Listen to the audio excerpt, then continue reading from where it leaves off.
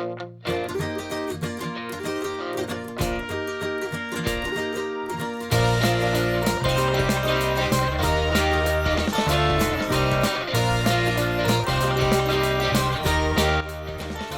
Welcome to Sam's kitchens. இது உங்கள் Sam's. இன்னைக்கு நம்ம பார்க்க போற டிஷ் ஆலியோ ஓலியோ. இதை நார்மலா நம்ம சொல்லும்போது அக்லியோ ஓலியோன்னு சொல்லுவோம், பட் ஜி சைலண்ட்.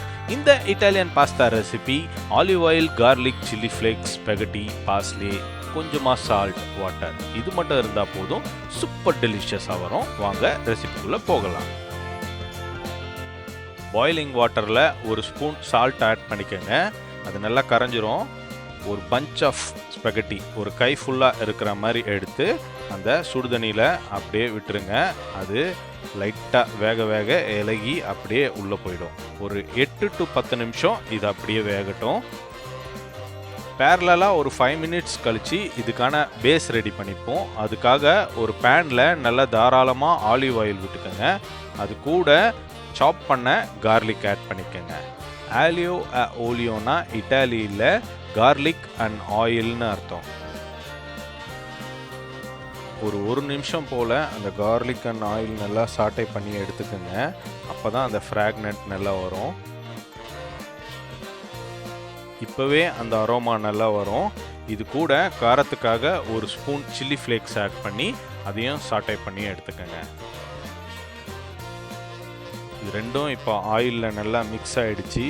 இப்போ நம்ம பேரலாக வெந்துக்கிட்டு இருக்க ஸ்பெகட்டியை எடுத்து இதில் ஆட் பண்ணிக்கோங்க. அந்த ஸ்பெகட்டி ஓவர் குக் ஆகிடக்கூடாது. 8 to 10 மினிட்ஸ் வேக வச்சா போதும்.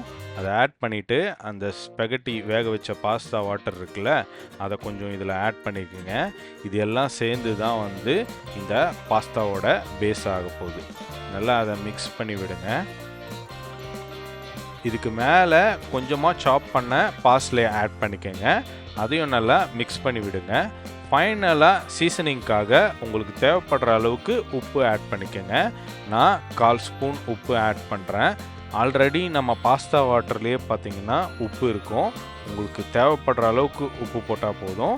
அவ்வளோதாங்க, சிம்பிள் ப்ராசஸ். எவ்வளோ ஈஸியாக ஒரு 15 மினிட்ஸில் குயிக்காக சூப்பர் டெலிஷியஸ் பாஸ்தா ரெடி பாருங்கள். ஆலியோ ஓலியோ நீங்களும் கண்டிப்பாக ட்ரை பண்ணி பார்க்கணும். உங்கள் ஃபேமிலியில் இருக்க எல்லாருமே இதை ரசித்து சாப்பிடுவாங்க.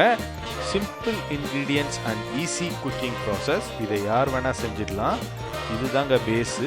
இது கூட நீங்கள் ப்ரானோ, சிக்கனோ, மஷ்ரூமோ எது வேணால் வச்சு சாப்பிட்லாம். ரொம்பவே சூப்பராக இருக்கும். இதை நீங்களும் ட்ரை பண்ணுங்கள், சப்ஸ்கிரைப் பண்ணுங்கள், கமெண்ட்ஸ் பண்ணுங்கள். See you next delicious dish. நன்றி, வணக்கம்.